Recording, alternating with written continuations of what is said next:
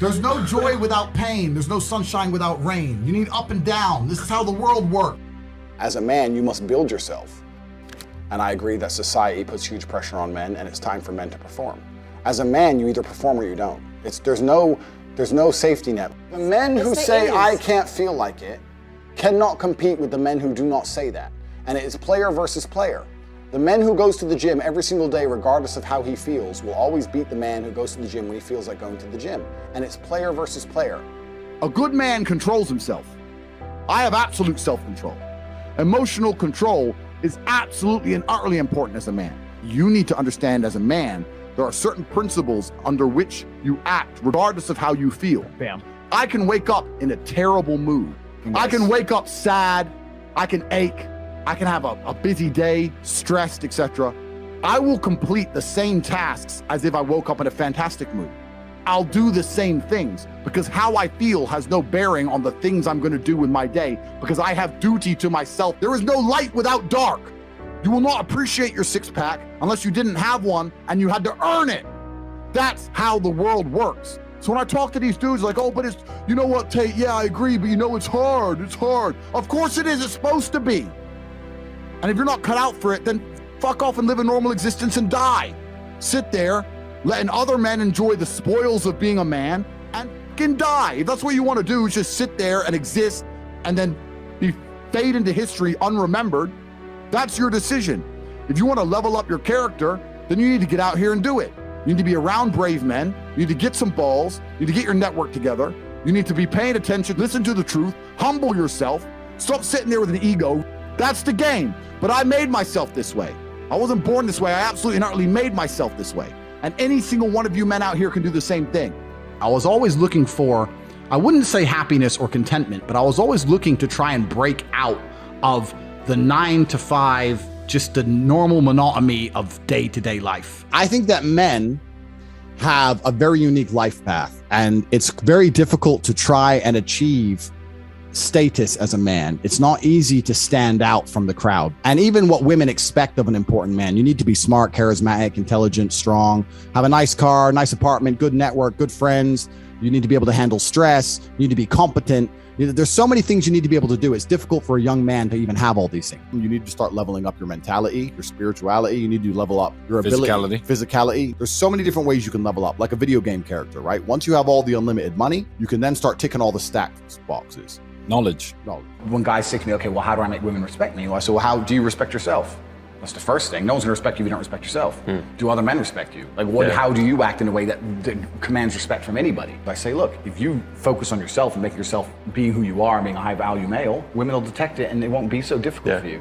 You have to respect yourself first. And how does a woman respect a man? When she sees that he respects himself and other men respect him. You need to understand that the world you live in as a man, in my personal view, has been very purposefully constructed. And it's been constructed in a way to destroy your masculine power. And the future of the world, especially in the West, is a further encroachment on your sovereign ability, your sovereign thoughts, your base instincts, the things that make you happy. Absolutely nobody is concerned with male happiness on any level. They don't want you to be happy. They want you to be miserable, a miserable slave in a tax bracket.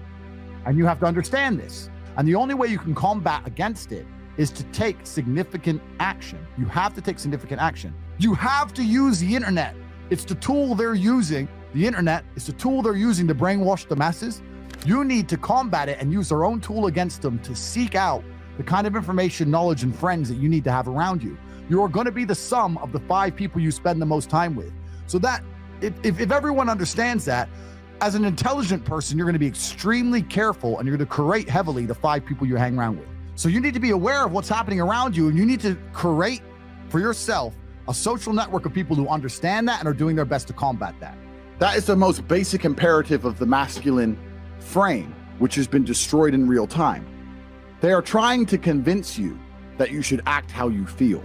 You should show more of your feelings. If you feel this way, you should show it. If you want to cry, cry. Look, I have no problem with guys crying. What I'm saying is the reason they're trying to bring out emotionality in you is most of the time you don't feel like doing the things you're supposed to do.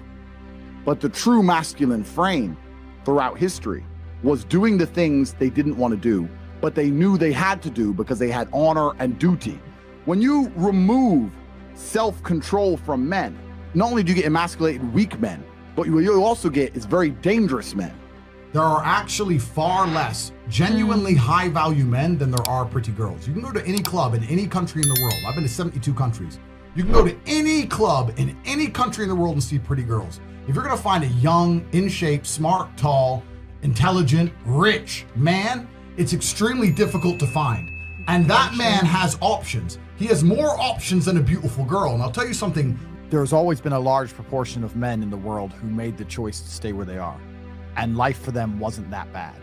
But as we reach the future and as time goes on, you're gonna notice now that the people who don't chase having a masculine network, if they're not gonna be excellent upon themselves and they're not gonna be plugged into a serious circle of achievers, their life's gonna become terrible.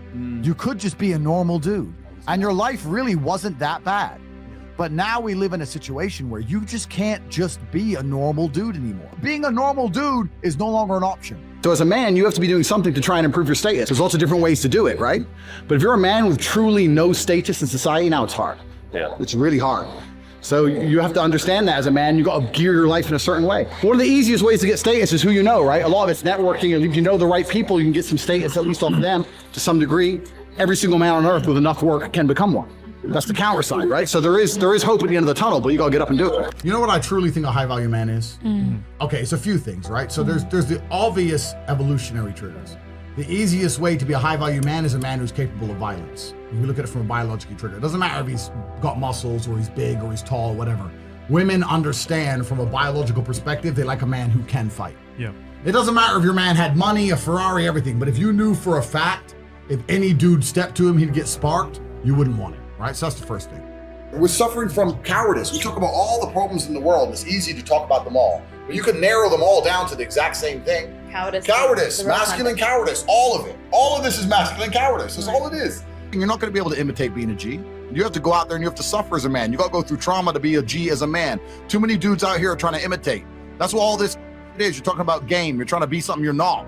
The real game is to be the man. That's the game. As a man, you need to go through trauma.